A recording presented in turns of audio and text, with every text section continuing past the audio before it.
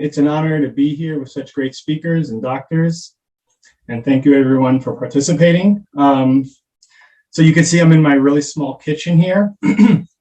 Even in a small kitchen, I always manage to make all the foods I need and eat really well.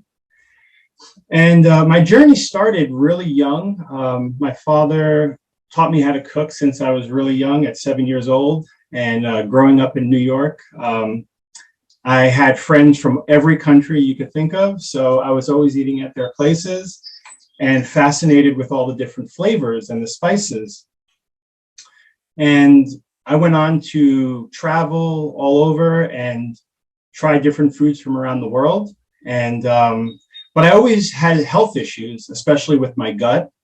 So I found it interesting watching people using herbs and foods. Like they would, instead of, what I was always brought up with, like you take a drug for this, you take this for that. They would say, oh, try this chamomile tea for your stomach. And I found that fascinating, and it opened up my curiosity. And when I came back to the States, I discovered Ayurveda actually. And I instantly loved it because it showed me that all these delicious spices that were making the food so delicious were actually really healing and had very little or no side effects. So I began studying that, and then I went on to, just keep following all the research. Once my mind was open to the power of herbs and food, I just kept studying all about, nutritional sciences. And there's been so much coming out recently about the gut microbiome and fiber that feeds it, and all the different fibers feed different bacteria. So I just been working, always in the kitchen, always cooking and trying to incorporate the best tastes and the most health benefits I can get. So I came up with, a program, and I'm going to show you all the stuff in it and explain why I put things in there in a brief way. So before I say that, though, let me just say that we're always concerned with proteins and fats and carbohydrates. That's all you hear about almost all the time. Low carbs, low fat. And all three of those are fed through the small intestine, the upper part of our digestive tract. And, so we're obsessed with that, but we don't hear much about the fiber and the polyphenols. And polyphenols just mean the things that give foods their colors, plants their colors, and smells and tastes.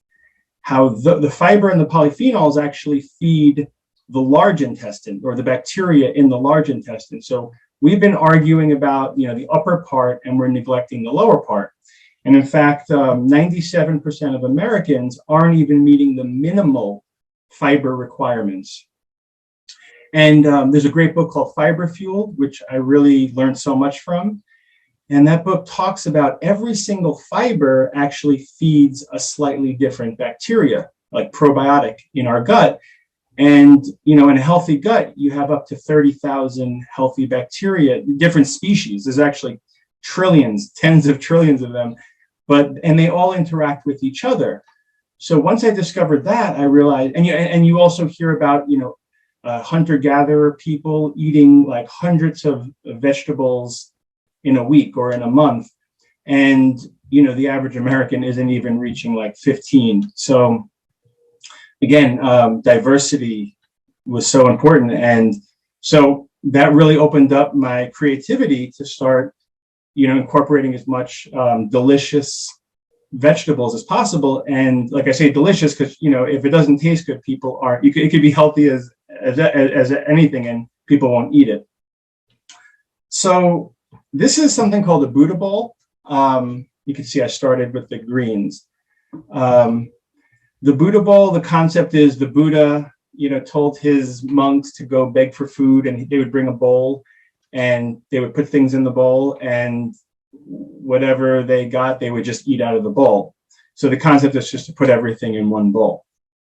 So what I started with here is some kale and arugula.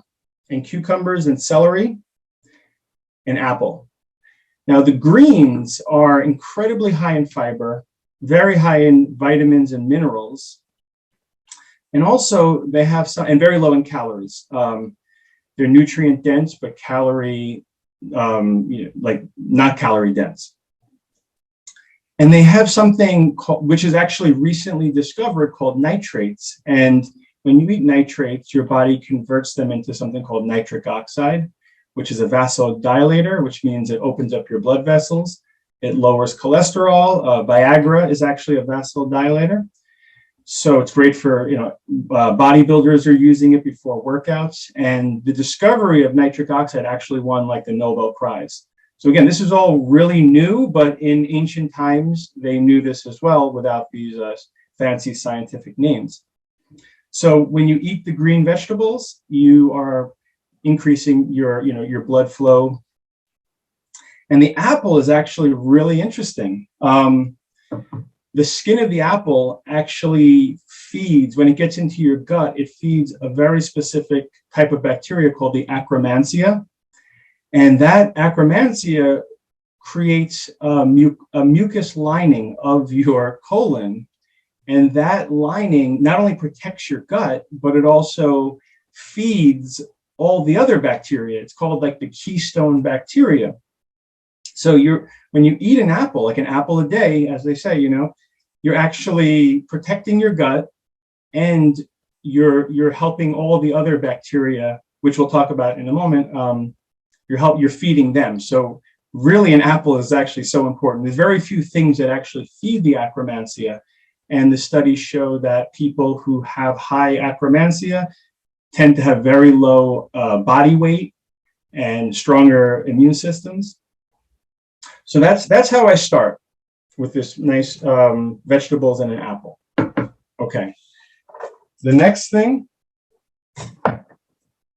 Oh, wait, where did I put the beans? I'm sorry. Sorry about that. So the next thing are the beans. So here I have some kidney beans and lima beans. So I just mix them up. The more diversity, the better. Americans, again, don't eat much beans, but there's just so many types of beans, and beans are the highest fiber food. So again, I said Americans aren't hitting their fiber requirements. Just, half a cup of beans and you pretty much hit your fiber requirements. That's how little beans we're eating. So, so I eat a lot of beans.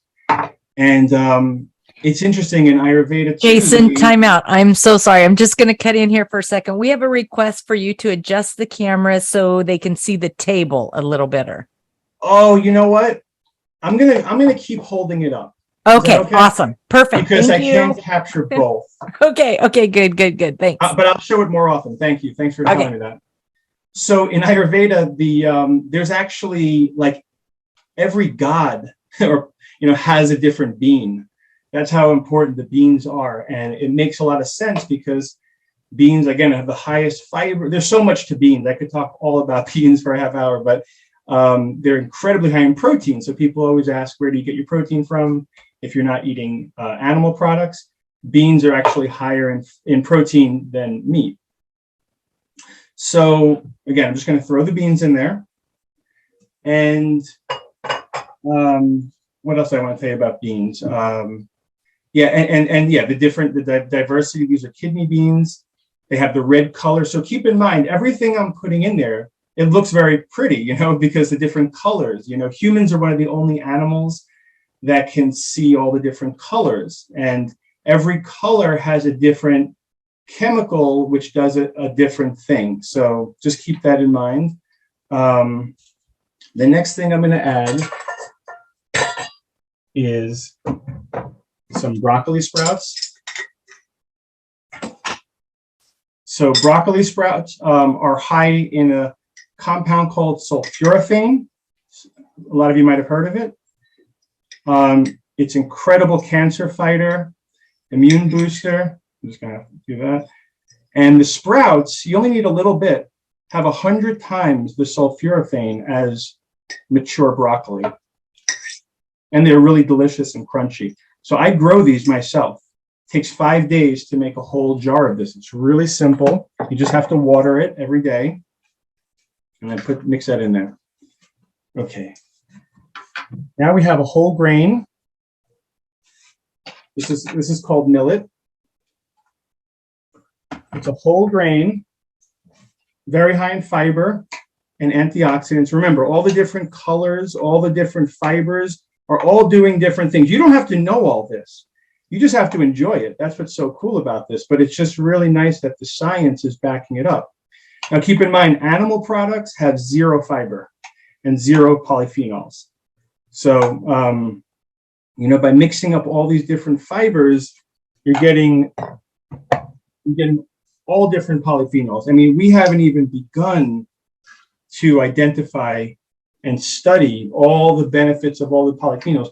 Just like one thing like turmeric or even coffee has hundreds of polyphenols that all have different benefits, and they work together. That's why it's really important to eat a whole food, to eat the whole thing. Most things are processed. Whole food just means it's a vegetable, it's a bean, it's a grain that's unprocessed, whereas like bread is a processed food. All right, so we got the grains in here. Next, I'm going to add some potatoes. These are just baked potatoes. Now we hear, potatoes have a really bad reputation because of the carbs, but that's generally, I won't get into it too much now, but really carbs are only a problem when you're mixing them with fat. So if you're eating a potato with a lot of butter and sour cream, then you're going to have some problems. But on their own, they're actually very good for you and don't affect your blood sugar the way, even doctors believe. And here's what's really cool is when you cook a potato and a grain and a bean, actually, and then you let it cool off. So these are in the fridge. Everything I do, and I teach this, is to cook about 2 hours, prep all this stuff, and then throughout the week you have it ready to go. So it doesn't take much because everyone's busy. That's the whole purpose, is to be able to get all this delicious stuff, save a lot of time, and also save money because beans are very inexpensive. Most people think like eating healthy is expensive, but that's if you buy all the packaged processed kind of stuff. But I was saying about the potatoes, when you let them cool off, it actually reduces it, the starches turn into something called resistant starch. And resistant starch actually doesn't get digested. It goes into the colon and feeds the bifidobacteria, another type of bacteria, which is you'll hear a lot about. So basically, you're getting 40% less calories, plus you're getting additional fiber. So then potatoes become a superfood. So I'm going to add a couple of potatoes here. And then I have some sweet potatoes here. Again, I just roast them at the same time as the potato, and I have a purple one, and then I have a Japanese white potato. Again, every plant, every color has different benefits. And the cool thing about the purple color, whether it's coming from blueberries or whether it's coming from purple potatoes or purple onions or purple cabbage, has a polyphenol called anthocyanin. And that just basically means like purple color. And when you hear about blueberries being so protective of your brain and your heart, it's because of that purple color.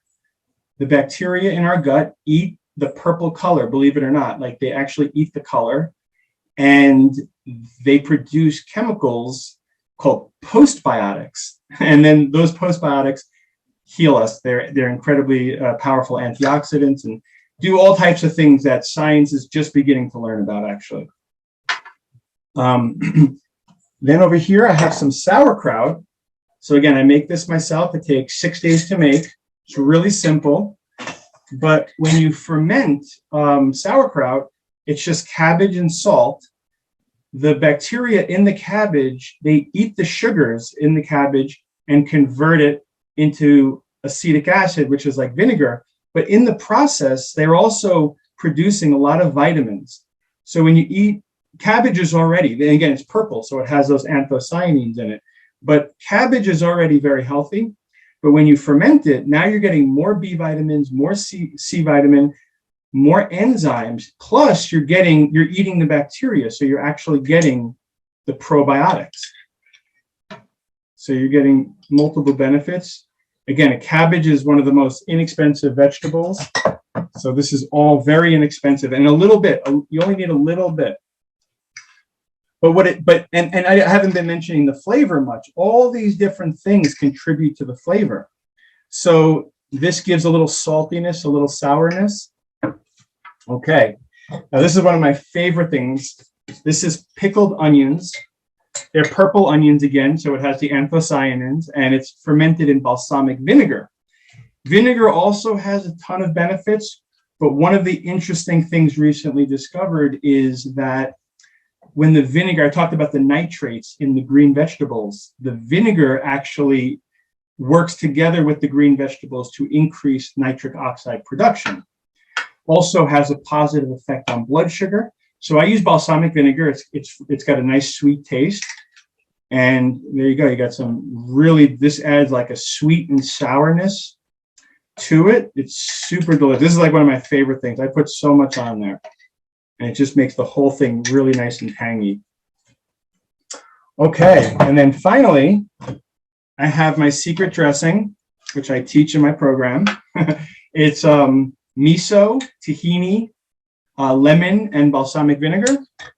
So I'm just going to pour that on there. This brings the whole thing together. You know, people love this. So people who have a hard time eating vegetables, I mean, you really hear it's amazing. People say, I hate all vegetables, you know, but when you put the dressing on and all the different flavors, the apple, the sweet potato, it tastes really delicious. I wish you guys can taste it, but maybe in next May in Orlando, where I actually live part of the year, you'll get to try this. So again, the miso is a living food, has a ton of benefits. The Japanese are the longest lived people in the world. They eat miso every day, and that's kind of my you know, this is like from traveling. You know, I bring together the tahini from the Middle East, the miso from Japan, the vinegar from Italy. So that's pretty much it. I don't know if I have any time for questions. I said I would take questions to Celeste, but here you go. So I could eat this whole thing in a day.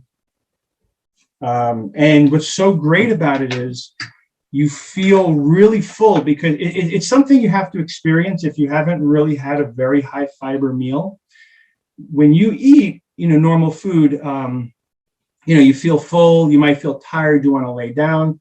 When you eat food that's not calorie dense, but it's fiber dense, after about, you know, 45 minutes after eating, it's like you're almost having the second meal effect in your gut. And you know, the gut bacteria, just a little side note, they produce 85% of your body's serotonin. So, you know, there's a lot of drugs people take for their serotonin. So you could produce it yourself in your gut by being compassionate. Like, you know, we're always eating for ourselves. I like to think of it as you have these little babies or these pets inside your gut. They're working for you around the clock, but they want to eat fiber. And we have not been taught to eat them, to feed them the fiber that they want. Too busy arguing over protein and, you know, and carbs and all that kind of stuff. So thank you so much. Hope that was interesting.